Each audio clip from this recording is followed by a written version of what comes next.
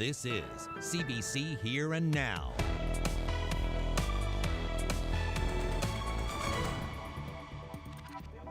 Good evening from Happy Valley Goose Bay and the Labrador Winter Games. A few finishing touches happening behind me, and that's to set the stage for the most anticipated event this week. It's the Northern Games. I'll have more on that in about 15 minutes or so. But first, let's head back to Carolyn and Anthony for today's top stories. Thanks, Ashley. And welcome to Here and Now. The fuss involving cabin owners and garbage removal certainly has politicians and you talking tonight, and that's our top story. Yeah, we reported last evening the chair of the board that oversees garbage collection in rural eastern Newfoundland has quit, citing his frustration with the government. Ed Grant accused the Liberals of giving in to demands from certain cabin owners because of the coming election, and he went on to say that the government has backtracked on its own environmental policy by ending the $180 a year garbage removal fee. Should an unincorporated area want to avail of service from the ERSB, they must first form a local service district and then make a formal request to the board. That's exactly what we have to, Mr. Speaker. Now, the trash tax came up in the House of Assembly today, the last day before a break that lasts until the end of the month. The opposition wants to know why the government has waited until now to do away with the garbage collection fee for certain cabin owners. And one big question is, where will the government get the $750,000 that it will lose by cancelling the tax? Well, the MHA for Harbour Grace Port de Grave, Pam Parsons, says it's a major beef among her cabin constituents. Something I've been doing for several years now, since 2016, 2017. So it's not a new issue for me. I've spoken about it in the House of Assembly. I've been vocal about this in the media on behalf of these cabin owners. And, you know, they've got a fair point here.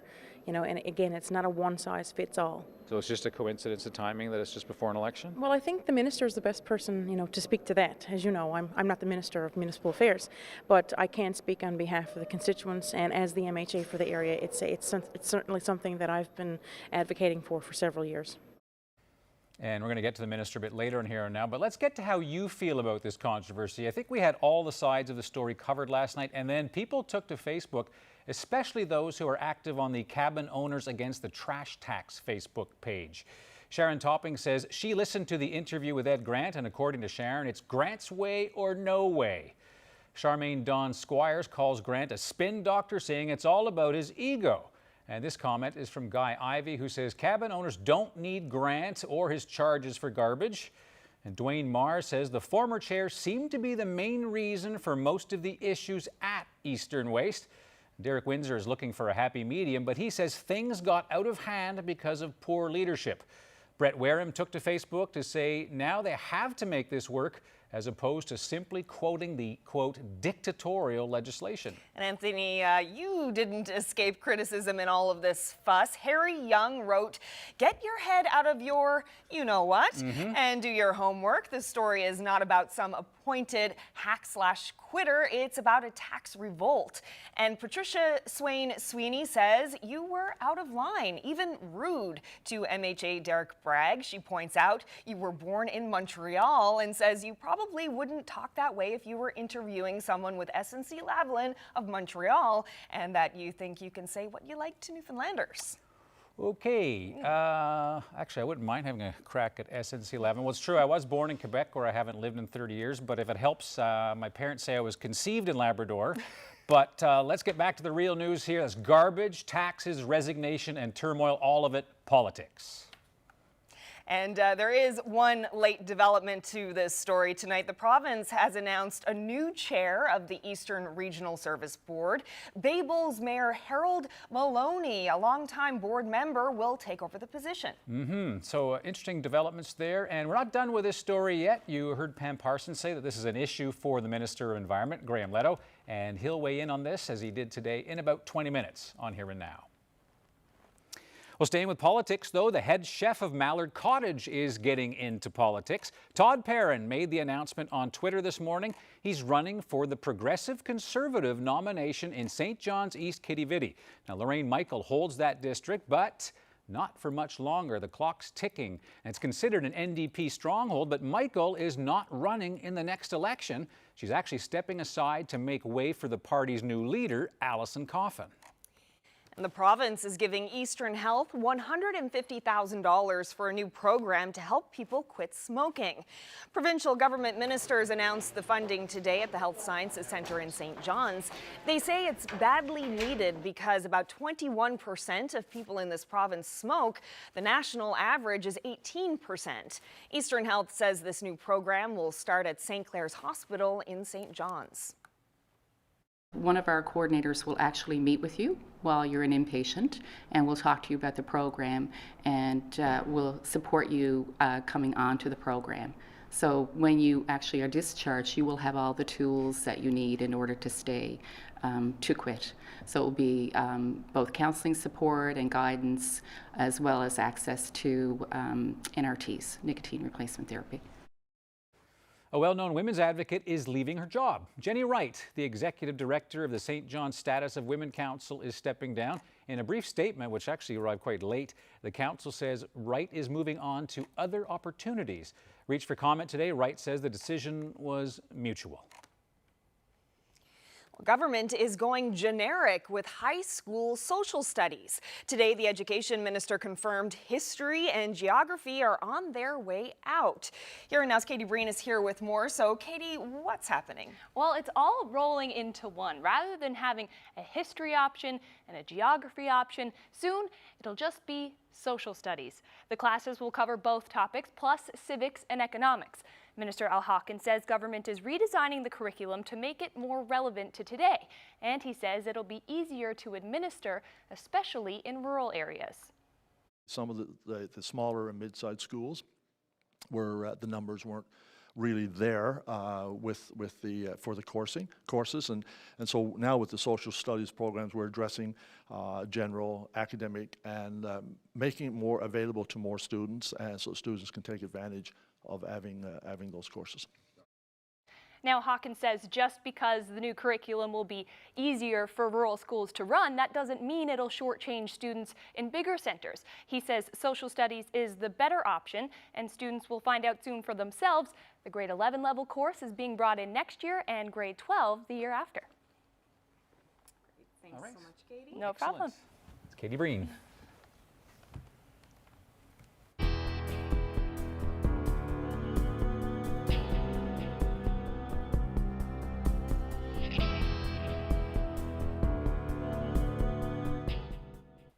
At the Muskrat Falls inquiry today, testimony included concerns about how the project was planned and executed. Now, this phase of the inquiry is looking into what contributed to the ballooning costs of the mega project. Jim Gilliland works with Williams Engineering. The company put together a report as part of the forensic audit into the construction of the project. And he says there were risk factors that were left out of early cost and schedule estimates, and among those, a large protective dome which was partially built and then taken down.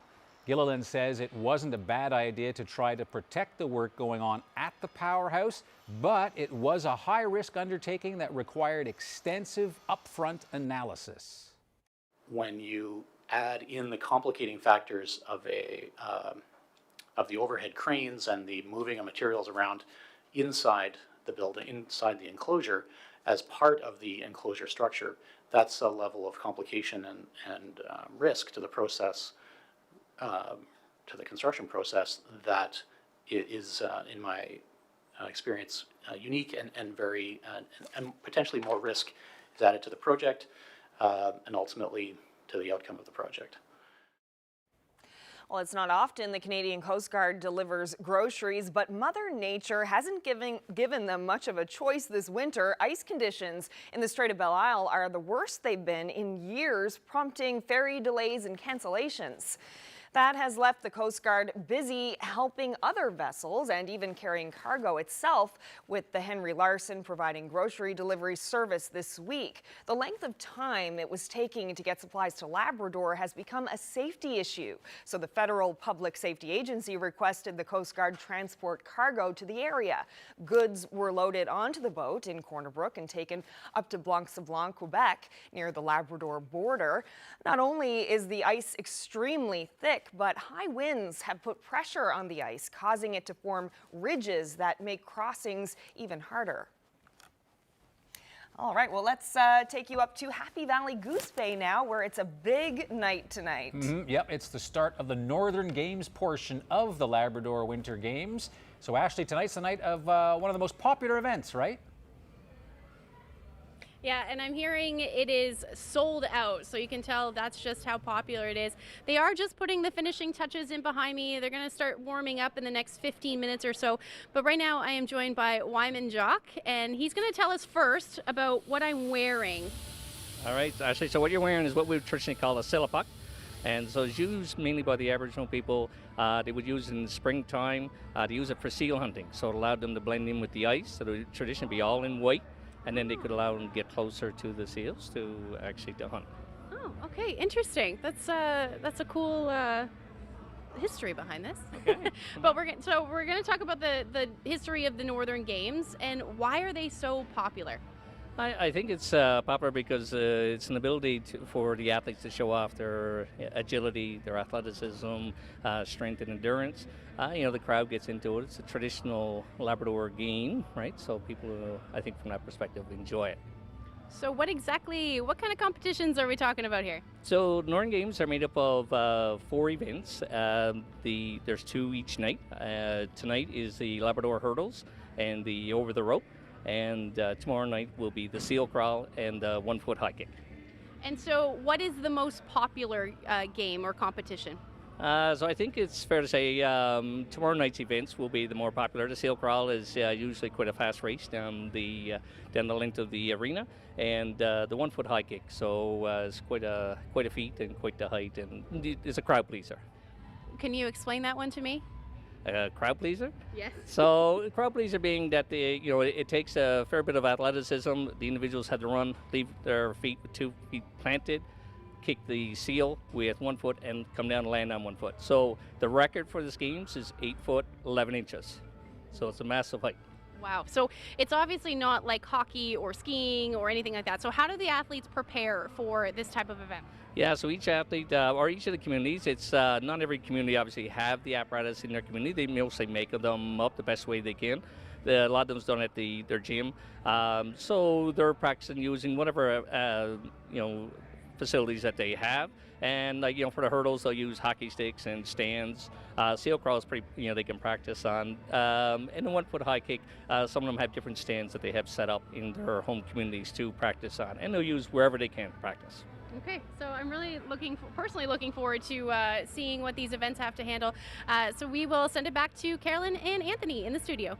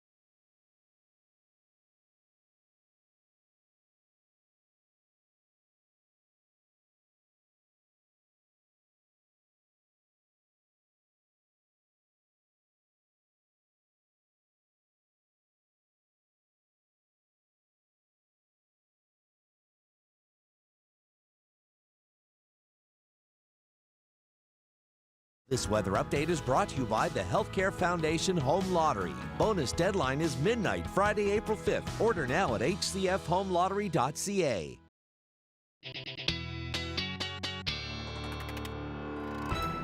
Get to the weather in just a second, but first, something beautiful from last evening. Oh, yeah. Did you see the moon last night? The super moon was absolutely gorgeous. Yeah. Lots of really nice pictures on Twitter. And I just want to show you a couple. This is actually from our own Fred Hutton on the St. John's Morning Show. Yeah. Just a fantastic. He was getting the stink off him, taking pictures. It's right, kind of wasted in radio, isn't it? Look at that. Isn't it beautiful? Great shot. And this, I love this shot too.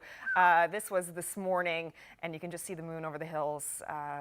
Downtown St. John's. Lisa Bokelman sent that. That's gorgeous. Yeah. It's massive. And you only have like a few minutes to actually snap it while it's at that size. So obviously, Keener's Fred Nils out there and lots of others. Beautiful shots. Yeah, and speaking of beautiful, what a beautiful day it was today. It was. First full day of spring, and temperatures were pretty warm. Not quite as warm as forecast originally, but pretty close. Let's start. Yeah, let's have a look at the highs today for the province. Here we go. Right there, 4 degrees in St. John's as the high. 4.4 actually, according to St. John's Airport. We'll take every point that we can get at this point, right? So temperature's not too bad for Labrador as well. Around the freezing mark for Churchill Falls and Happy Valley Goose Bay. 6 degrees for Badger today. So really, really nice start to spring for most places. Now we do have a few flurries overnight tonight for Labrador. Fairly clear on the island. No real precipitation to worry about. And tomorrow looking like a nice day as well. Some cooler temperatures though. It's really going to dip down. -4 as the overnight low, but with the wind chill, it's going to feel more like -10. So it is going to be a chilly night. -4 as well in Marystown, and on the west coast, looking at -4 in Corner Brook with a bit more cloud cover there. And winds fairly strong, southwesterly gusting up to 50. For Labrador, the Straits area is going to be quite windy tonight. Gusts up to 80 on both sides of the Straits. So if you're in that area, it is going to be quite gusty. For Cartwright tonight, -3 as the overnight low. Light winds, though, up along the north coast. For Western Labrador, a few flurries overnight tonight, -2 in Lab City. Now, we do have a wind warning in effect for tomorrow for Port aux Basques. Port aux Basques is going to start in the afternoon, and then the rest up to the Gros Morne area up along the coast. That's going to be more tomorrow night. But winds are really going to start to ramp up there tomorrow afternoon. Could see gusts up to 140 kilometers an hour into the evening hours. So let's have a look at how things are shaping up for tomorrow. Another really nice day coming. Some flurries for Labrador, and could see some flurries or some freezing rain showers along the south coast there, but overall things are looking quite nice. Corner Brook as well could see some flurries or some showers throughout the day, but mainly cloudy skies there. But if you're in the east, things are looking really nice again. Temperatures around 3 degrees, winds staying fairly strong. Lots of sunshine to enjoy as well for central areas. 5 degrees for Gander, Grand Falls, Windsor. Moving over to the west coast, it's going to be a mainly cloudy day, but there is that chance of flurries or showers throughout the day, and it is going to be quite windy for the Rec House area in the afternoon into the evening hours. As we head up to the Straits, a mix of sun and cloud for Mary's Harbour. Could see some flurries or some showers for the Lancelot area. The rest of Labrador looking at some flurry action during the day. Could see some showers in Happy Valley, Goose Bay. Could go back and forth there, but a high of 5 degrees there. So tomorrow night, we are looking at a system moving through. It's going to be a wet one for the island. I'll get into all of those details in a few minutes, but right now let's go back to Labrador for the Winter Games, and this time we're joined by Jacob Barker, who's covering all the action along with Ashley. So Jacob, what were you up to today? Well, today I went to check out table tennis. It was pretty cool to see, but you know, these games really aren't all about winning. They're about being competitive, and nobody knows that better than Nico Butt. He's from West St. Modeste. He had to beat a 3-time gold medal champion of ping pong there to win a medal. He didn't quite manage to do it, but he sure gave it his best. Yeah, Shane's a really good player. He got gold last time. I knew he was the guy to beat in the division, and I just came up short. What was it like, though, taking on the champion, I guess? It was interesting. He puts on a lot of pressure with the chop, right? He's harder to attack than most players here. So when he got a pretty strong forehand loop, he's able to initiate an attack before the other player, which means he's always dictating how a rally's played. So it's tough to play against, right? I was here to get gold. That was the plan. Like most competitive players, there's about 6 or 7 guys here that could win, right? So like I came here hoping to win the tournament, but like this placement is not that bad. Last time I came down here, I got 13th or 14th, something like that. So to move up from that to 5th or 6th isn't too bad. He played really well. I've never thought they played much table tennis at South Coast that much, right? Yeah. So it was actually very good to see. So hopefully it gets better down there as well, right? North Coast is always good. Yeah. And Goose Bay, we got a few people that play, but not many. So no, it's good to see competition going up every time. So. Right. So the balls were bouncing there at the ping pong tournament, but I know you were bouncing around town today, learning new things. What did you get up to? I went for a hike, or not a hike, but a walk today to enjoy the first day of spring, which was absolutely beautiful here today. Went to Slippers and Things, got some beautiful new earrings, which was nice. And speaking of new things, we have another swag to give away. This time we've got some Labrador Winter Game branded wine glasses. So I'm going to leave that up to Carolyn and Anthony again to give that away. I'm not sure how you guys are going to do that this time, but I'm sure you're going to tell us. Okay, well, as of last night, and it looks like they're having a lot of fun up there, and obviously giving away wine glasses, so they're having some kind of fun. So use this Twitter address, mine, @Anthony Germain, for this contest. And this is the question. How many years ago were the first Labrador Winter Games held? So send that answer to @Anthony Germain. Yeah, and again, we're looking for one winner tonight for those specially made wine glasses that were made by Inuki Glass Art out of Wabush. Good luck. We're doing things that needed to be done. It's nothing to do with the election. It's just that I like to get things done. Well, the great trash debate continues. The province changes its policy on garbage collection for some cabins and cottages on the Avalon. The former head of the Regional Service Board says that doesn't make sense. We'll hear from the minister who's responsible for the change.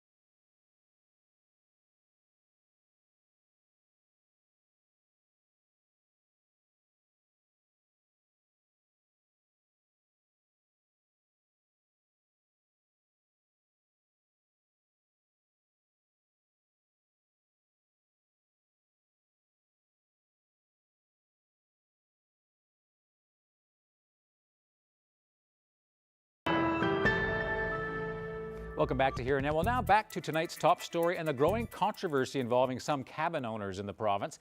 The government has ordered the removal of the mandatory $180 annual tax that owners had to pay to get their garbage collected. And that move has caused so much anger with the board that runs the waste management program on the East Coast that the chair decided to quit. Ed Grant and opposition politicians say the upcoming election is behind the move. Headed to the legislature today to put their questions to the Minister of Environment for Newfoundland and Labrador, Graham Letto.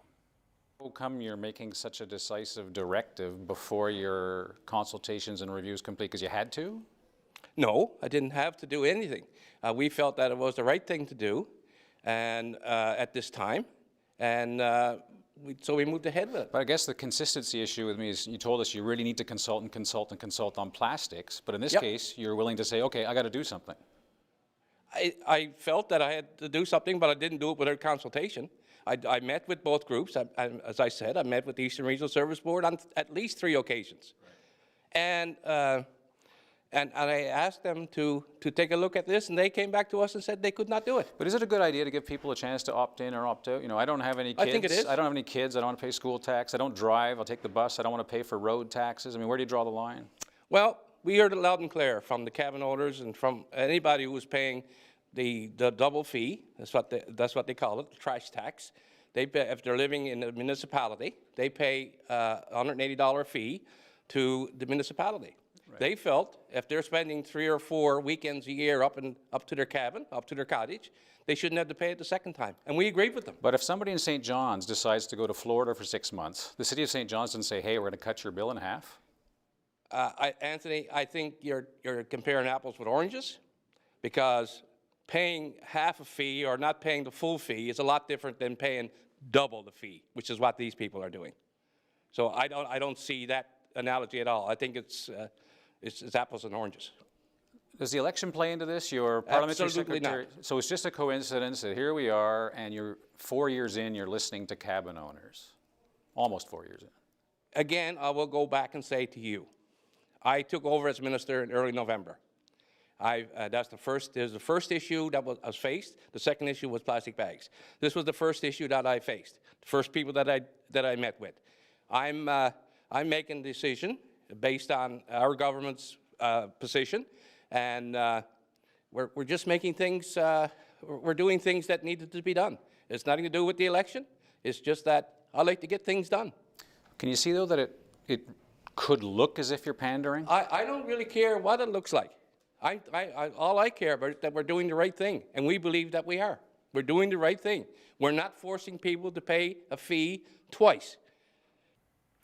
Well, now to some national news. A Vancouver student has become a local inspiration after posting photos of all the litter she's picked up. It earned her more than 200,000 views on social media, a sure sign the global cleanup movement #TrashTag is taking off. CBC's Rafferty Baker explains. There's so much stuff even just back there that I'm not going to be able to get to. Kate Gardner works her way through a gnarly bush to grab some litter. Even in the context of picking up trash, this is the less glamorous part of her effort. Gardner, a local student, has spent the better part of the last 2 days doing this. I think yesterday I did about 17 full of these. That was Monday's haul. On Tuesday, she counted 12 more shopping bags full of litter, all from a stretch of Vancouver's relatively new Arbutus Greenway. Gardner posted some of her bags on Reddit, and she quickly got close to 200,000 views and well over 5,000 upvotes.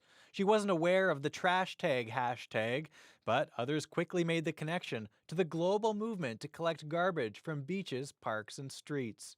Passers-by have noticed Gardner's efforts too. I have to say that I'm thrilled that she's doing that, because that's a wonderful thing to do. The litter generally in the city now is worse than it's ever been. So why does Gardner do this? She says she didn't post her efforts to shame litter bugs. She just enjoys being outside, and it's a chance to try to lead by example and encourage others to spend some of their leisure time in the sun picking up litter. You get a bit of a tan, you get some fresh air. It's pretty fun. Honestly, it's pretty gratifying. Like even just walking what I did yesterday and seeing just how much better it is. Gardner says she's noticed many of the bins the city has provided along the trail are often overfilled, making it more difficult for people to responsibly dispose of their garbage. people are only going to use them if there's space in them. You can't put trash in a full bin. So I don't know. I think more bins would be a good idea, especially in the seated areas.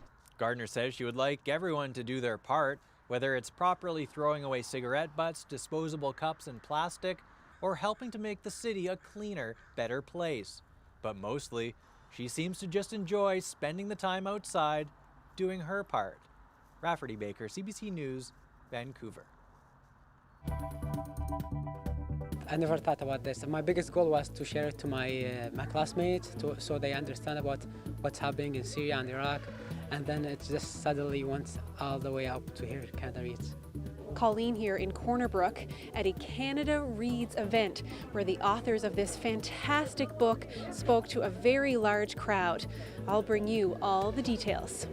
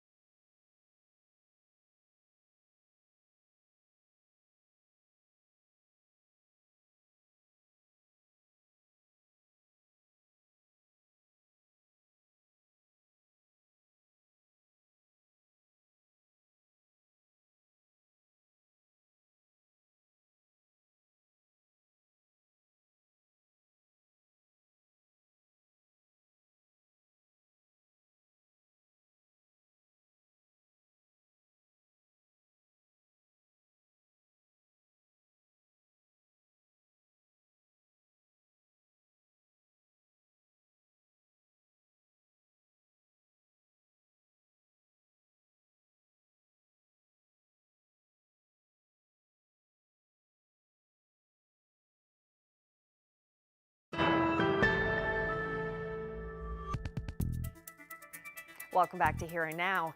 Well, as the Newfoundland Symphony Orchestra's season comes to a close, the group is going out with a bang. More than 200 singers and dancers will share the stage at the Arts and Culture Centre in St. John's tomorrow night. Here and Now's Meg Roberts took in one of their rehearsals. Yeah, so we have almost 200 people on stage. It's a huge group of people. We've got from our choir and from our orchestra, and it's probably one of the biggest crowds we've ever had up on stage, and we've got them moved back to a certain point so that we can accommodate some amazing dancing choreographed by Martin Vallet of Kittiwake Dance Theatre. That must have its challenges, 200 people on stage.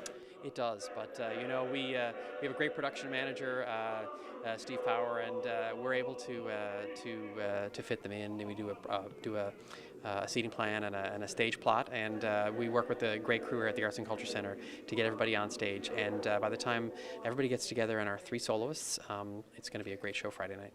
We've looked around the community to find other organizations we can work with. So many of our patrons are lovers of many different parts of the arts. So when we can bring several together on one stage, it's a real opportunity for those patrons to really enjoy dance together with voice, together with the orchestra. Usually we like ending our seasons with a big bang, and this is definitely a big bang. There's something for everyone. They will recognize some of the movements of Carmina Burana that some of the pop groups, I think the Doors, have used some of these movements, and it's just so many emotions and different characters in this music that there's something for everyone in there.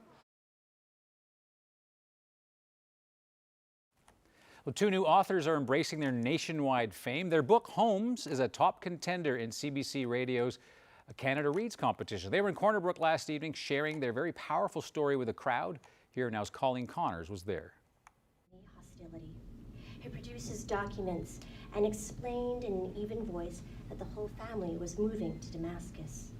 The public library was silent, 80 pairs of eyes wide, as Young read about Al Rabia's childhood memories from the middle of a civil war. Young taught him English when he arrived in Canada. He would tell her stories over recess and after school. She would jot them down with pen and paper. Those stories became Homes, a best-selling book and a top contender on Canada Reads.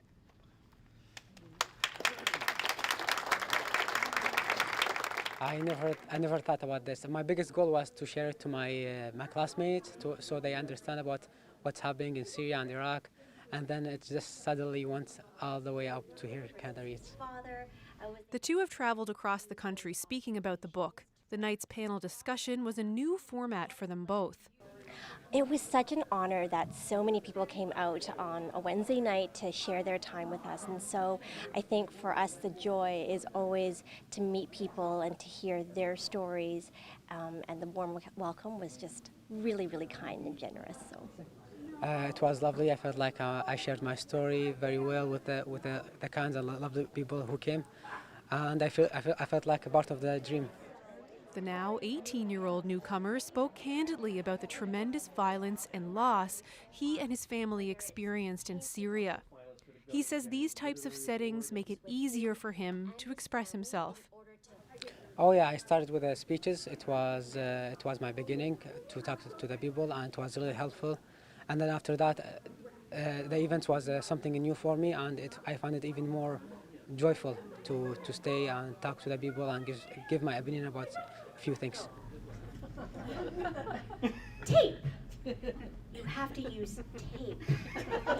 The teacher and her storyteller are on their way home to Edmonton now, waiting to hear how Homes fares in the Canada Reads competition. The debates air next week on CBC Radio and TV. Colleen Connors, CBC News, Corner Brook.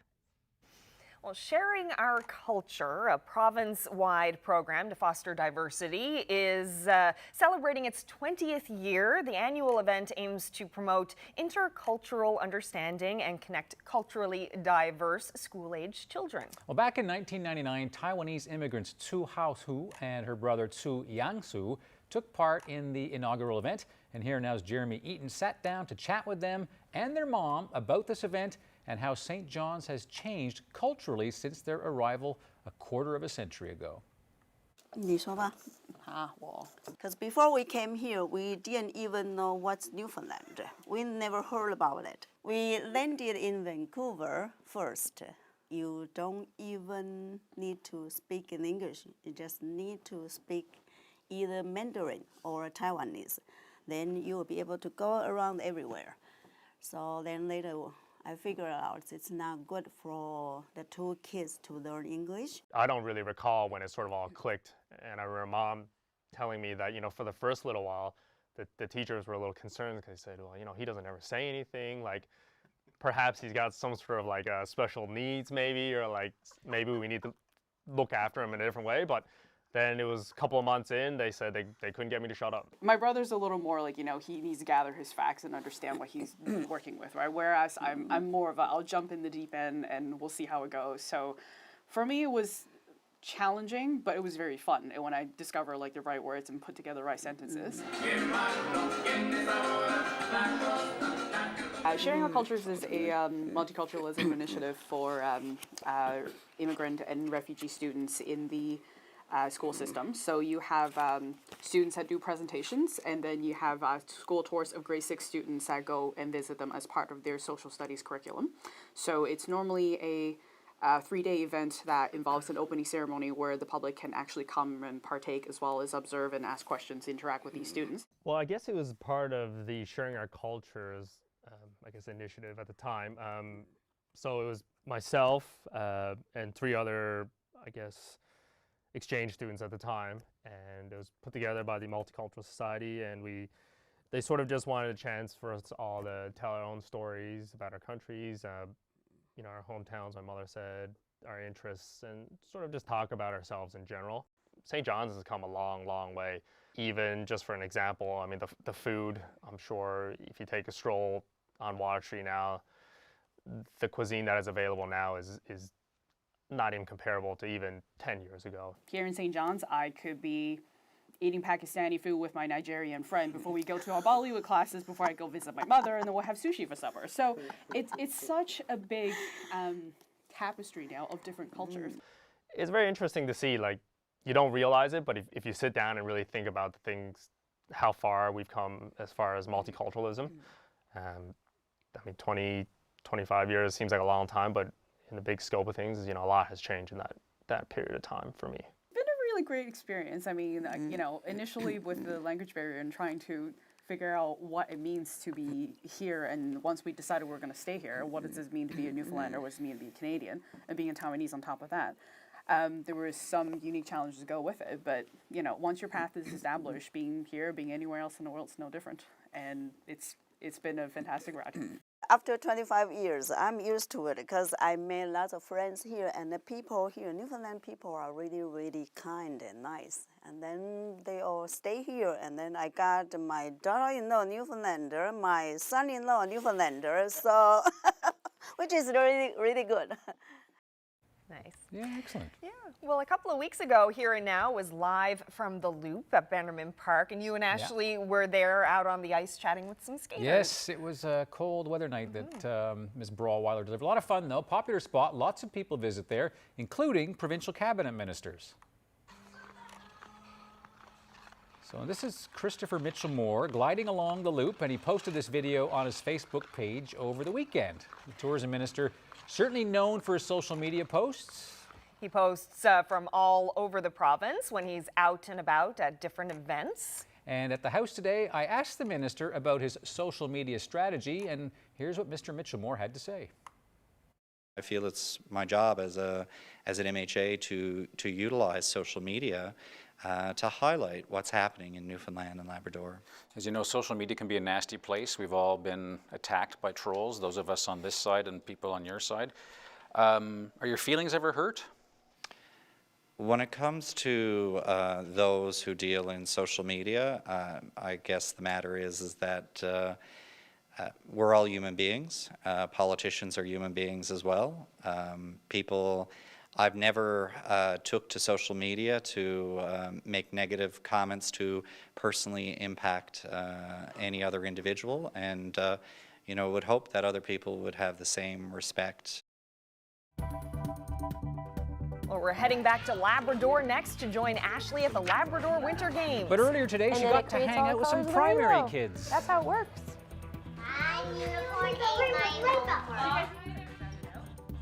And those are thunderstorm clouds. Oh my god! Just thunder with rain anyway. And yeah, guess what? Thunder breaks show lights. yeah? So we just talked about how clouds are made of very, very tiny droplets. There's so much stuff. Are you sure you're on TV? She just asked. Yes, I am. But I don't normally talk about rainbows like this. I talk about the weather.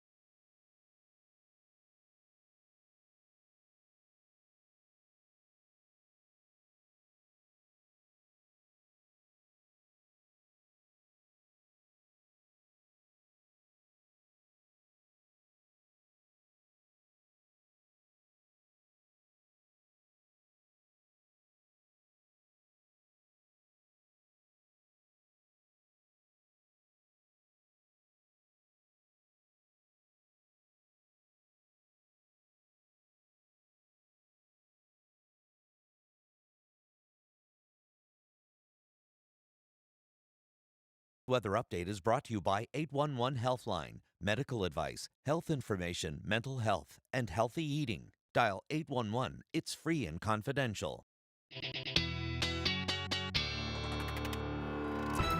Welcome back. I don't know if we're talking about Sheila's brush in a way. I don't mean any municipal politics in St. John's. We got some bad weather coming? Yeah, Friday night, it's going to be the first spring storm. I don't know about Sheila's brush, but my colleague Bailey called it Sheila's mop because there's going to be a lot of rain.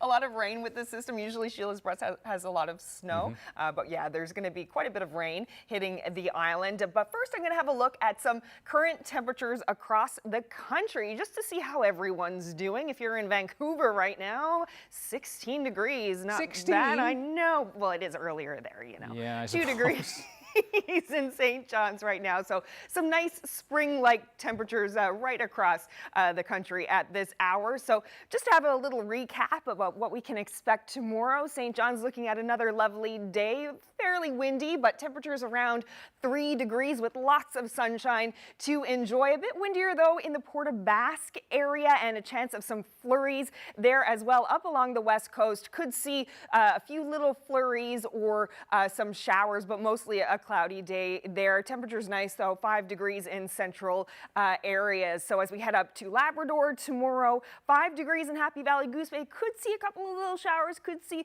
a few flurries, but a nice temperature there. Lab City staying cool at -1 with some flurries. So yes, we do have this wind warning in effect for tomorrow for the Port of Basque Rec House area. That's for tomorrow afternoon going into tomorrow evening. So it's going to ramp up in the afternoon, could get up to 140 kilometers an hour as the evening goes on. The rest of the coast up to Gros Morne, that's more for Friday night. Wind gusts there up around 100, so it's going to be quite windy. It's going to be windy for everyone tomorrow evening on the island. This is the system that's going to be moving through Friday night. 11 o'clock is when it's going to start to hit the south coast and the southwest coast there. About 10 to 20 millimeters of rain expected for those areas associated with this system. And then as we get into the overnight hours, some of the heaviest rain for the Avalon Peninsula and the northeast coast. And along the northern peninsula, that mix of freezing rain and snow is going to happen there, and some snowfall for Labrador there. About 5 to 10 centimeters of snow associated with the system for the Labrador area. So on Saturday morning, things will start to clear off a little bit for a while. Some showers though for the Burin Peninsula in the morning hours, some cloud cover. Then we get a little bit of a break from it all, and temperatures looking really, really nice. And then as we get into the evening hours, another dose of rain there. But have a look at these temperatures. St. John's still forecast 10 degrees as the high on Saturday. So we could see some lovely, lovely conditions in the afternoon. 7 degrees for Grand Falls, Windsor, 4 degrees for Corner Brook. In Labrador, looking at -7 on Saturday, so much cooler up there with that snowfall. Heading into Saturday night and Sunday, some of that will turn to snow for the west coast and the south coast. A bit more rain expected for the Avalon Peninsula and some snow along the coast and for Happy Valley Goose Bay. As we get into Sunday night, things start to clear off.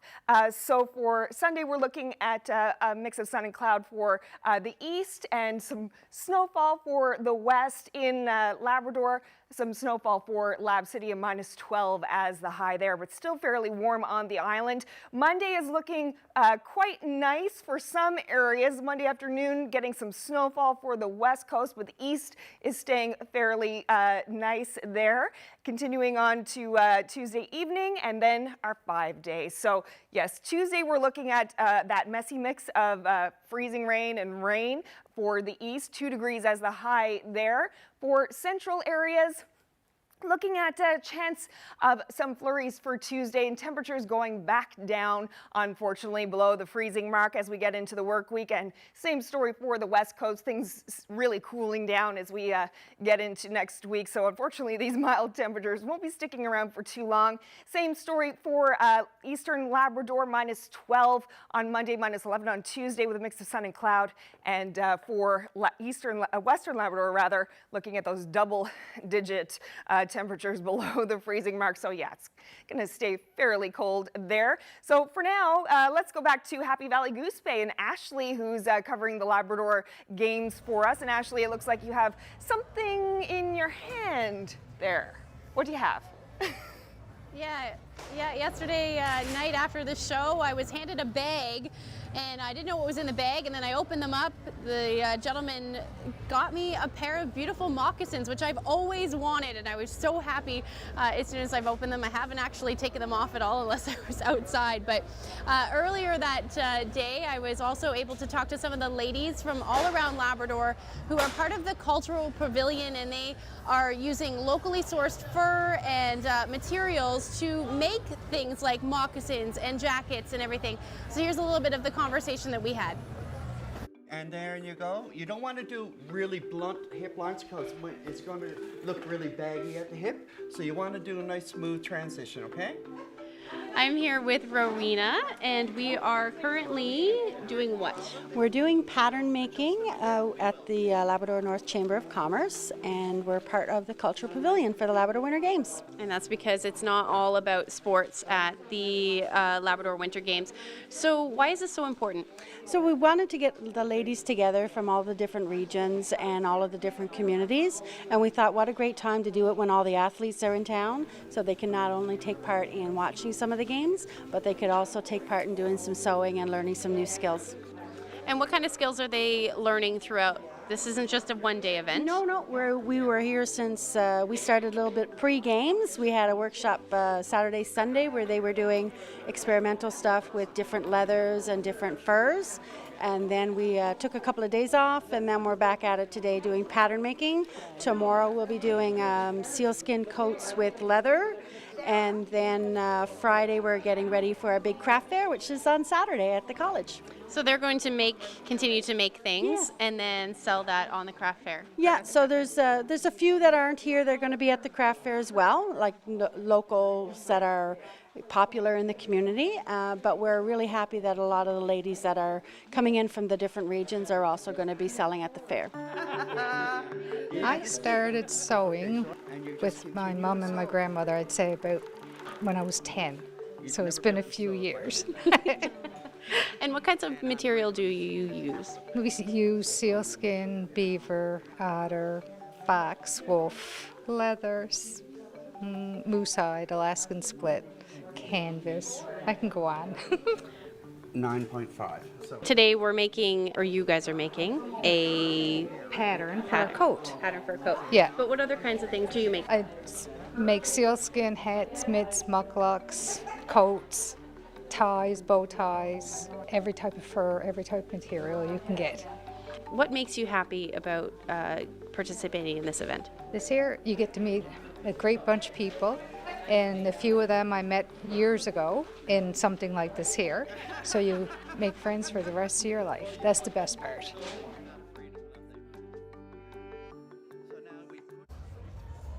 So as you can see, it was a lovely afternoon. The arena is starting to fill up right now, so I'm going to go take my seat and I'm going to throw it back to you guys in the studio. Okay, Ashley, thank you very much. And quickly, Ray Vatcher, you're the winner of the wine glasses that Ashley had. Congratulations. We'll see if we have another contest before the games are done.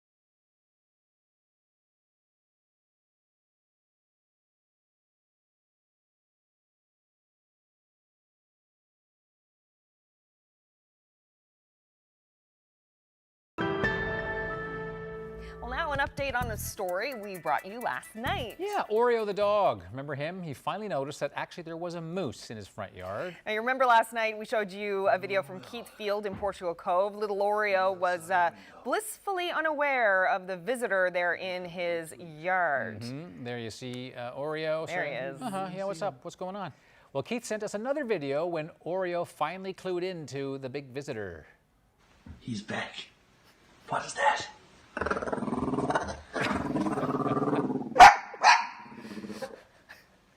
Yes, the moose came back. And Oreo now in full guard dog mode. And thank you, Keith. Was that Keith Field making? Was he making that sound? Can't tell. It sounds like The Predator. Remember that movie, The Predator? True. That's true. There you go. Wow, but the moose doesn't seem concerned one bit. No, staring him down. Yep. He's like, I'm going to continue on eating. Can you get rid of him? Well, there you go. A little nature moment for you to end here and now tonight. Thanks a lot for watching. Have a great night, everyone.